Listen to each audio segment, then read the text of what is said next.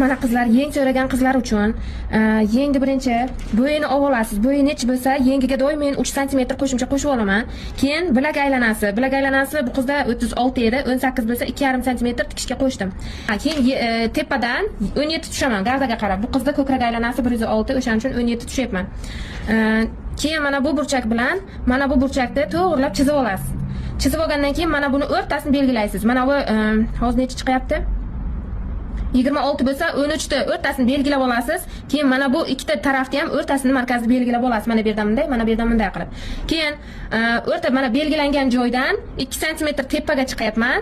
Keyin mana bu belgilangan joydan 1 sm pastga tushyapman. Mana shunday pastlatib ketib, mana bu burchak bor-ku, mana bu o'rtani belgilaganimiz. Ana shundan mana bu chiziqni tutashtirib, olib o'tib ketib, mana bu 2 sm tepalikka chiqib, shunday aylantirib mana bu yengiga kelamiz uchiga.